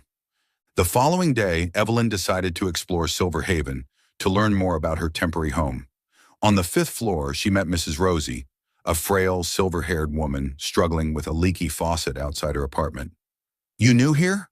You look like that mystery girl who used to live here," she said, her voice raspy but kind. Curious, Evelyn asked about this mystery girl, but Mrs. Rosie only said she was a sweet soul who'd left long ago for unknown reasons. Evelyn knelt, fixing the faucet with her knack for small repairs. She unscrewed the pipe, tightened the joint, and stopped the leak. "Thank you, dear," Mrs. Rosie said, eyes brightening. "Mr. Knight's too stingy to fix these things." Evelyn laughed. "You're right. He'd probably mourn every drop that leaks out." On the 7th floor, she met Jake, a quirky 20-something with messy hair and paint-stained clothes, sitting in the hallway, sketching an abstract piece on old paper. "I'm Jake, freelance artist," he introduced, looking up from his work.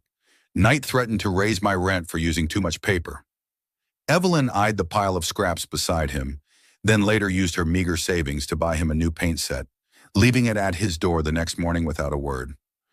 That night, David returned earlier than usual. As he went to the kitchen for water, he heard an odd noise from the hallway. Stepping onto the balcony, he looked down and saw Evelyn sneaking a bag of food to Mrs. Rosie's door. Dressed in an old hoodie, hair tied up, she moved like a thief, but a thief with a good heart. Mrs. Rosie opened her door moments later, surprised by the gift, but Evelyn had already slipped away. David stood still, his gray eyes watching silently. He said nothing, retreating inside, but Evelyn's image, the sly, teasing girl, began to shift in his mind. She wasn't just an unwilling maid or a troublemaker. There was a fair-minded kindness in her he hadn't expected. The next day, Evelyn resumed her game. While mopping the living room, she deliberately paced in front of David as he read the paper, then accidentally dropped a wet rag onto his foot. "Oops, sorry, slippery hands," she said, shrugging with a mischievous grin. David looked at her, silent, but the corner of his mouth twitched, the first hint of something like a smile she'd seen on his cold face. Their relationship, full of clashes and humor, was slowly becoming something more unique than either had anticipated. Chapter 4. A Change in Alexander and a Secret Unveiled. Alexander Knight had never imagined that a stranger like Evelyn Carter could disrupt his quiet, tightly controlled life. Since the day she entered Silver Haven with that scavenged keycard, she'd brought noise, teasing, and a vibrancy he wasn't accustomed to. He was a man of cold calculation, naturally stingy, always optimizing costs and minimizing waste. Yet after just a few days with Evelyn, something unfamiliar stirred within him, not the irritation he'd expected, but a strange pull. Each morning, Evelyn tackled her maid duties with care, true to her promise of fairness. She polished the floors to a shine, tidied the kitchen, even organized the chaotic papers on his desk, though not without quips like, "A billionaire this cheap?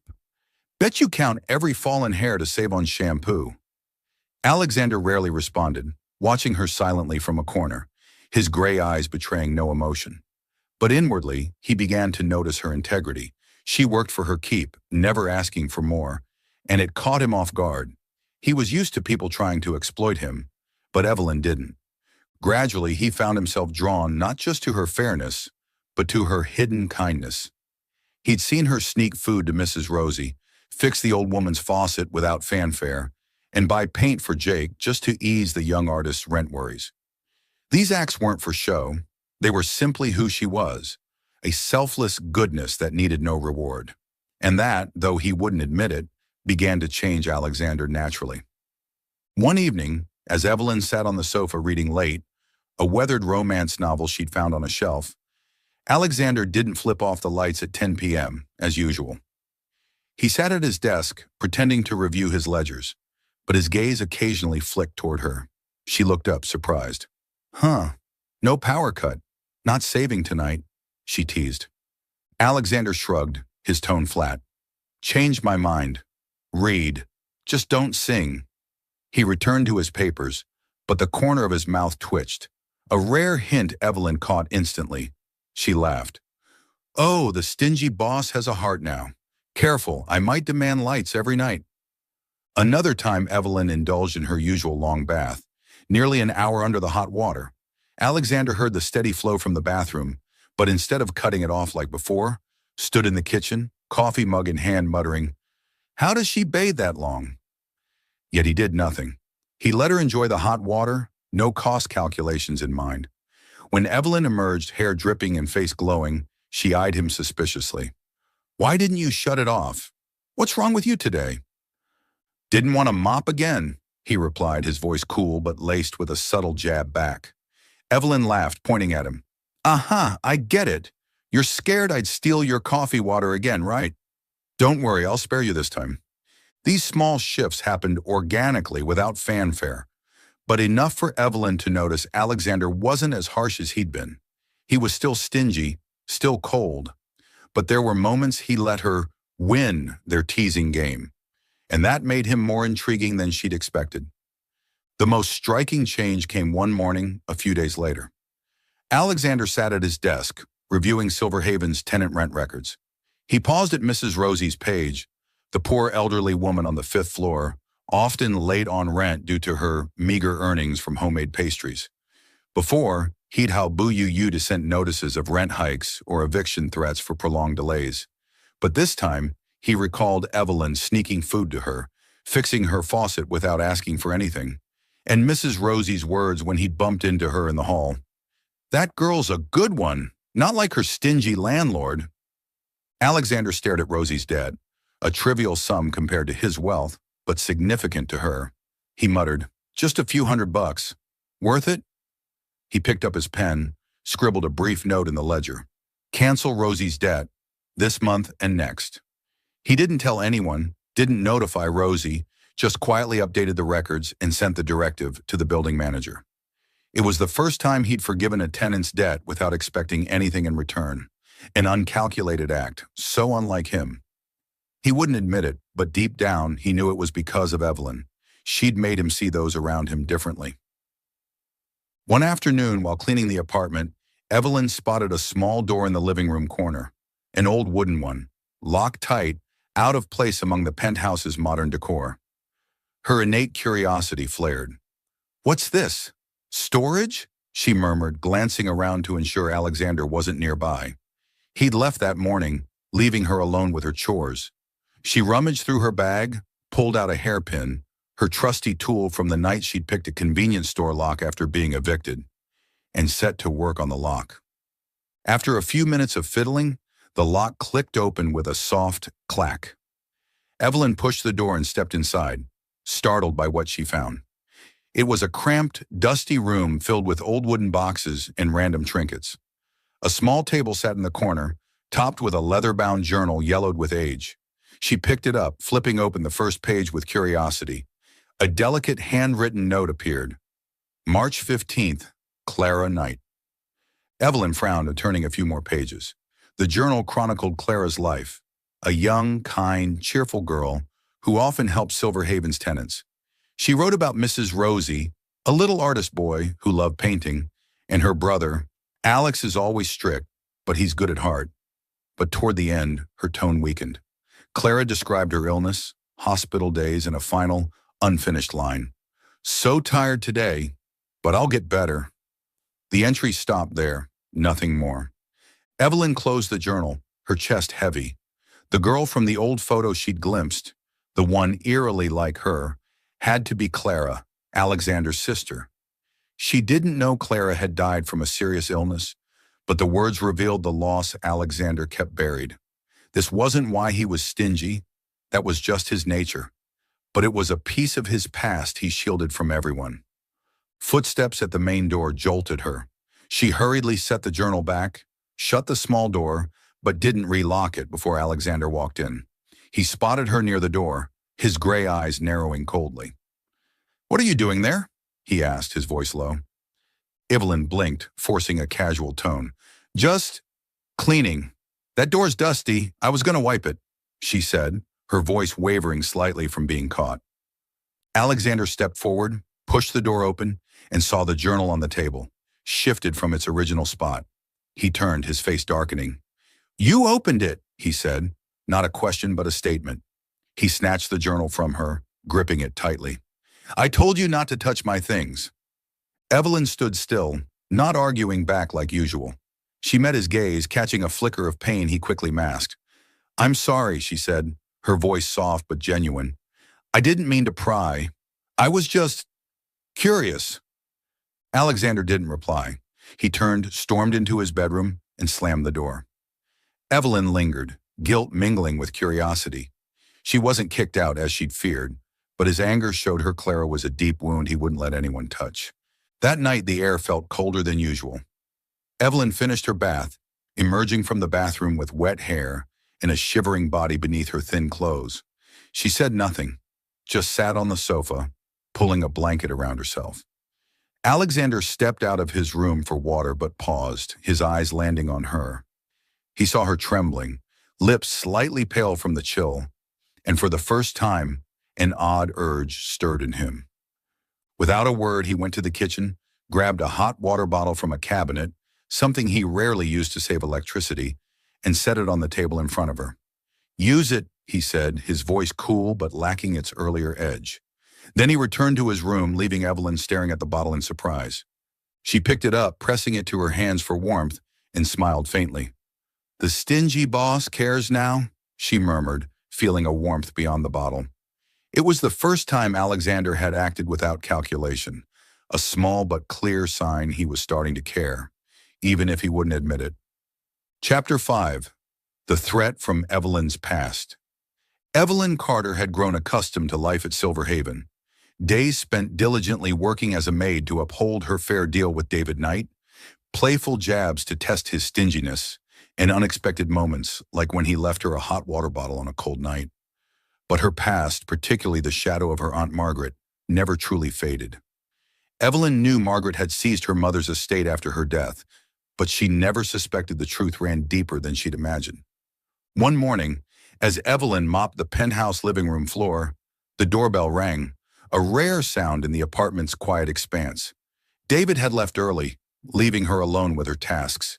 She frowned, set the rag aside, and opened the door. There stood Margaret, her ruthless aunt with dyed blonde hair, lips painted bright red, and eyes sharp as a snake's. Dressed in an expensive, form-fitting dress and clutching a stack of documents, Margaret flashed a fake smile. "Evelyn, how are you? I heard you're scraping by here, so I came to check on you," she said, her voice sugary but dripping with intent. Evelyn crossed her arms, her green eyes glinting with wariness.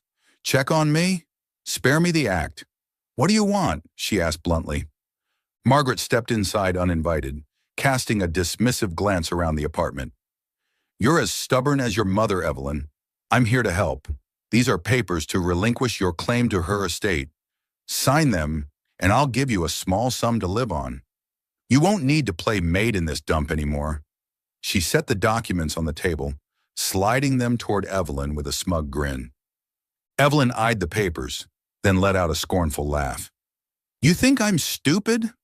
Mom left that estate to me, not you. You kicked me out, and now you want me to give up my inheritance? Dream on."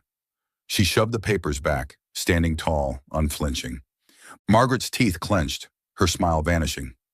"Don't play smart, Evelyn. You've got no proof. Sign, or I'll make sure you're left with nothing." She turned and stormed out, leaving her threat hanging in the air. Evelyn balled her fists, red-painted nails digging into her palms.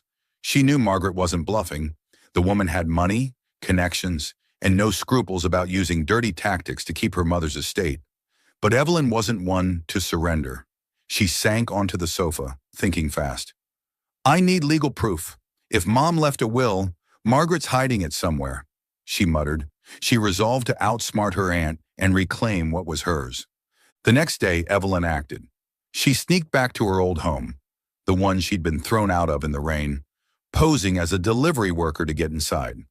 Margaret was out, leaving only an elderly maid tidying up. Evelyn used her cunning, chatting warmly to distract the woman, then slipped into Margaret's study.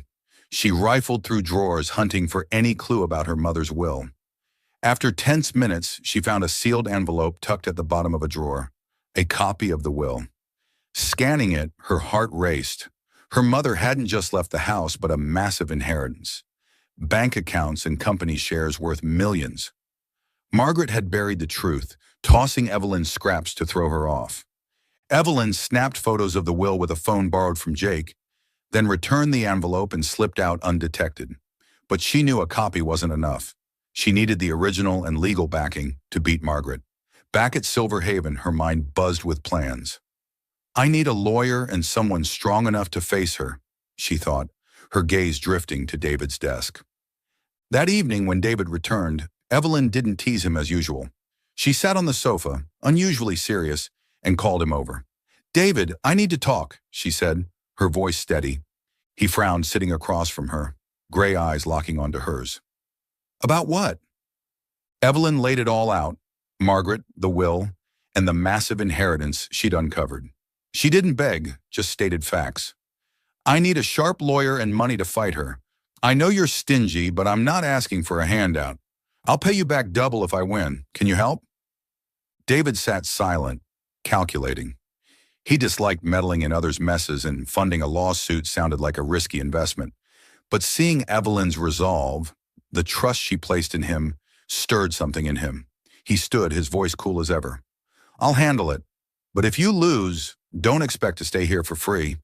He turned toward his bedroom, adding before shutting the door, meet my lawyer tomorrow, 9 a.m. Evelyn blinked, stunned by his quick agreement. She smiled, murmuring, stingy but generous? He's not as simple as I thought. David kept his word. The next day, he took Evelyn to meet his private lawyer, a sharp, middle-aged man named Richard, an expert in inheritance disputes. Richard studied the will photos and nodded. We've got a case, but we need the original and proof Margaret forged documents. I'll file the suit, but you'll need to face her in court. David stood by silently, but had quietly paid for a private investigator to dig up more evidence, bank statements, shady transactions tied to Margaret, without telling Evelyn. The court date arrived swiftly. With Richard's guidance and the investigator's findings, Evelyn confronted Margaret in the courtroom. Margaret started smug, but when the original will was retrieved from her safe, thanks to the PI, and bank records showed she'd siphoned funds from Evelyn's mother's account, her face paled. The judge ruled Evelyn was the rightful heir to the entire estate, the house, bank accounts, and company shares worth millions. Margaret was ordered to return everything and faced fraud charges. Leaving the courtroom, Evelyn turned to David, who stood behind her with his usual cold expression. I won, thank you, she said sincerely. I'll pay you back double, like I promised. David shrugged. No need for double. Just cover what I spent. He walked off, but Evelyn saw something. He hadn't just helped for profit, but for a reason she didn't fully grasp. That night, Evelyn sat on the penthouse sofa, gazing at the city through the vast window. She was now a millionaire, her inheritance enough for a lifetime of comfort. Yet instead of pure joy, she felt an odd attachment to Silver Haven. The days here, working for David, teasing him, getting help from him, Mrs. Rosie, Jake, had become part of her. She glanced at David's desk, where he reviewed his ledgers, and smiled faintly. I'm rich now, but why don't I want to leave? She murmured. David looked up, as if catching her words. What did you say? He asked, tone flat. Nothing, Evelyn replied, but her eyes shimmered with a new emotion, attachment to this place and to him. Chapter 6. Evelyn Leaves. Evelyn Carter sat on the sofa in Silver Haven's penthouse, her green eyes tinged with contemplation as she gazed out at the city through the vast glass window. From a girl cast out by her Aunt Margaret with nothing to her name, she'd risen to a millionaire, reclaiming her mother's massive inheritance. The old house, bank accounts, and company shares worth millions. She'd won her lawsuit, taken back everything that was hers, and by all logic, she should feel fulfilled. Yet instead of complete joy, an odd sensation welled within her, a bond with this place, with the days spent alongside David Knight, and with the man who wasn't as cold as she'd once believed. She picked up the hot water bottle on the table, left by David days ago, and pressed it to her hands, feeling the warmth spread. But it couldn't dispel the question nagging at her. I'm rich now. I have everything. So why don't I want to leave? She glanced at David's desk, where he sat reviewing his ledgers, his cold, focused demeanor as familiar as ever. He said nothing, but his presence in the apartment had become a comforting constant. Evelyn knew she couldn't stay forever. She was a trap girl, smart, fair, and independent. She'd promised David she'd work for her keep, and now with her fortune in hand, she had no reason to remain at Silver Haven. Staying without a clear purpose would betray her nature. What she hadn't anticipated, though, was her heart. It had begun to stir for David, despite her reluctance to admit it. The teasing, the playful banter, his quiet support during her fight with Margaret, all of it had made her see him as more than just a stingy landlord. She stood, took a deep breath, and approached his desk. He looked up, gray eyes meeting hers, silent. Evelyn rested her hands on the table, her voice calm but firm. David, we need to talk. About what? He asked, setting his pen down, his tone as even as always. Evelyn held his gaze, cutting to the chase. I'm fair, you know that. You gave me a place to stay, I worked to earn it. Now I have a home, I won the case, I'm rich. I don't need to be here anymore. I'm leaving tomorrow. She paused, watching for a reaction, but his face remained unchanged. Still cold, still unreadable. David stayed quiet for a few seconds, then nodded. Up to you. Just give me back the key card, he said, devoid of emotion, before returning to his ledgers as if the conversation was over. Evelyn blinked, caught off guard by his indifference. She'd half expected him to say something, maybe a word to keep her, or a jab like usual, but he didn't. She forced a faint smile, hiding a flicker of disappointment. Fine. Thanks for everything, she said, then turned to the sofa, gathering her meager belongings, a few clothes, her small handbag, and the old romance novel she hadn't finished. That night she didn't sing off-key to tease him as she often did. She lay on the sofa, staring at the ceiling, a heaviness settling in her chest. She told herself leaving was right. She didn't want to depend on anyone, didn't want to stay just for vague feelings toward a man as cold as David. But as she closed her eyes, memories flooded in. Him leaving the lights on for her to read, letting her bathe for an hour without cutting the water, the hot water bottle he'd placed before her on a chilly night. What am I doing? She muttered, shaking her head to banish the thoughts. The next morning, Evelyn stood at the penthouse door, bag slung over her shoulder, keycard in hand. David stood a few steps away, his gray eyes fixed on her. She handed him the card, her voice soft. Here, I'm giving it back. I'm going. She smiled, a mix of mischief and sincerity, her way of saying goodbye. David took the card, his fingers brushing hers briefly, but he said nothing. He just nodded, his voice cool. Take care.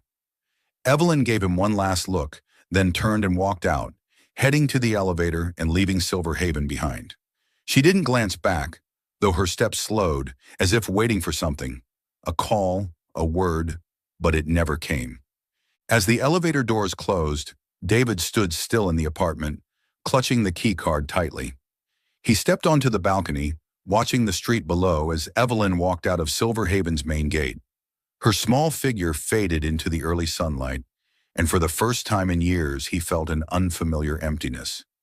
The apartment returned to its pre-Evelyn silence. No off-key singing, no water running from the bathroom, no muttered jabs at him. He wondered, why does it feel so quiet? In the days that followed, David tried to resume his normal routine, checking ledgers, tallying costs, keeping everything under control. But sitting on the sofa, where Evelyn once read, He recalled her grating songs, the times she'd spilled coffee on his papers, or stormed out of the bathroom with suds in her hair to scold him for cutting the water. Those antics had annoyed him then, but now they were vivid memories he couldn't erase. One night, he stood in the kitchen, staring at the coffee pitcher she'd once used to rinse her hair. He let out a small, rare laugh, enough to realize he missed her. "She drove me crazy, so why do I want her here?" he muttered, gripping the counter. He missed the life she'd brought to Silver Haven, how she'd softened his stinginess without trying, and the playful glint in her eyes when she teased him. He wondered if maintaining his cold distance, keeping everyone at arm's length, was worth losing someone like her. But he did nothing. He didn't call her, didn't seek her out. He just stood in the empty apartment, holding the key card she'd returned, his heart heavy. He was used to solitude, used to needing no one. But for the first time, he felt truly alone. Not from a lack of people, but from her absence. Meanwhile, Evelyn had moved into her old house, the one she'd reclaimed from Margaret. The spacious, well-furnished home was now entirely hers. She had money, freedom, and everything she'd dreamed of when she was cast out into the rain. Yet each night, sitting in the lavish living room, she thought of the cramped sofa in David's penthouse, his grumbling about electricity bills, and the warmth of the hot water bottle he'd left her. She knew she had feelings for him, a vague but potent emotion she couldn't deny. But she also knew she couldn't go back just for that. She was Evelyn Carter, a self-reliant fair trap girl who didn't live off anyone. She'd fulfilled her deal with David, and now she had to live her own life. "If he didn't stop me, I can't force myself to stay," she thought, though a tinge of regret lingered. Chapter 7. A Sweet Ending. David Knight stood on the penthouse balcony of Silver Haven, gripping the keycard Evelyn Carter had returned before leaving. A week had passed since she walked out of his life, and each day the apartment felt emptier than ever. He'd once thought he craved silence, relished a tightly controlled life of cost-saving calculations. But now he realized that silence wasn't what he wanted, not without Evelyn's off-key singing, her mischievous teasing, and the vitality she'd brought to this place. He missed her, a feeling he couldn't deny, no matter how he tried to bury it beneath his cold exterior. Sleepless nights no longer came from her song, but from a stillness that kept him restless.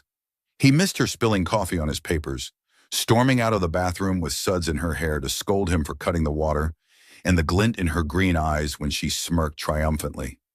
He hadn't stopped her from leaving, but now he knew he couldn't let her slip away again.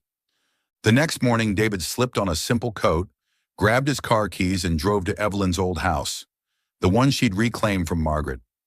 Standing at her door, he took a deep breath and rang the bell. When Evelyn opened it, her eyes widened in surprise. She wore a loose sweater, hair tied up, looking relaxed yet retaining her signature allure. "David, what are you doing here?" she asked, her voice tinged with curiosity. He met her gaze, his gray eyes now flickering with rare sincerity. "I miss you," he said, his tone low but clear. "I don't want you back as a maid. I want you back because I need you." Evelyn blinked, caught off guard by his blunt confession. She crossed her arms, tilting her head, trying to mask her rising emotions with her usual playfulness. "The stingy boss misses me?" "I thought you liked the quiet," she teased, though her eyes softened. David stepped closer, never breaking eye contact. "I thought so too, but you changed that. I miss your terrible singing, the way you annoyed me, and how you made that place come alive. I'm not good with words like this, but I don't want to lose you." He paused, then added quietly, "I need to tell you about Clara." Evelyn frowned, nodding, and gestured him inside. They sat on the spacious living room sofa. David held Clara's journal, something he'd brought with him, and began. "Clara was my sister. She was kind, always helping others, but she died young from a serious illness. I shut myself off because I was afraid of losing someone important again. When you touched her journal, I got angry because I didn't want anyone to see that pain. But you make me want to open up again." Evelyn listened, clutching the hem of her sweater. She hadn't expected such openness, and it stirred her heart. When he finished, she gave a faint smile, her voice gentle. "I missed you too. These days here, I've had everything: money, a house, freedom. But I missed your cramped sofa, your grumbling about electricity, and that hot water bottle you left me. I left because I didn't want to depend on anyone after getting rich. I'm independent, you know that." David looked at her, his gaze softer than ever. "I don't want you to depend on me. I want you with me, as someone I need, not a maid." He reached out, lightly touching her hand. "Come back to me, Evelyn. Let's start over." Evelyn glanced at his hand, then up at him, smiling, a mix of mischief and warmth. "Fine, but fair warning, I'll still tease you if you're too stingy." She took his hand, and for the first time, they felt a connection that needed no words. Weeks later, Evelyn returned to Silver Haven, not as a maid, but as part of David's life. Together, they dreamed up something bigger. With her vast inheritance, Evelyn proposed starting a charity called Clara's Light, using the funds to help the struggling, homeless people, tenants like Mrs. Rosie and Jake. David agreed without hesitation, contributing some of his own wealth, though he still muttered about keeping operating costs low. Evelyn laughed at that, but she knew he'd changed. He was no longer just a man of calculations. Clara's Light took off quickly, transforming Silver Haven into a warmer place. They renovated the building, fixed Mrs. Rosie's apartment, bought new art supplies for Jake, and expanded housing for those in need. David stopped rationing utilities, and Evelyn cut back on long baths to tease him less, though she occasionally sang off-key just to make him smile. One spring afternoon, a small wedding unfolded on Silver Haven's rooftop. Evelyn wore a simple yet elegant white dress, her hair loose and natural, green eyes sparkling with joy. David stood beside her in a black suit, his gray eyes warmer than ever. Mrs. Rosie and Jake served as witnesses. Rosie held Evelyn's hand, whispering, "You're so much like Clara, but happier," while Jake grinned, holding up a caricatured portrait of the couple as a wedding gift. As their vows rang out, Evelyn looked at David, smiling. "I promise to tease you for life, but I'll stay with you forever." David's lips quirked up. "I promise to ease up on the stinginess, but don't expect me to let you bathe for 2 hours." They laughed, and under the sunset, they shared their first kiss to the applause of Mrs. Rosie and Jake. Thank you for following this heartfelt story of Soul Stories channel. Share your thoughts about the story in the comments below. If you believe that true love can withstand all trials and sometimes begins in the simplest of ways, don't forget to hit the like button and share the story with your friends. To never miss out on touching and meaningful stories, subscribe to our channel and help us spread messages of love and warmth to everyone. Let's cherish the beautiful moments of life and love together.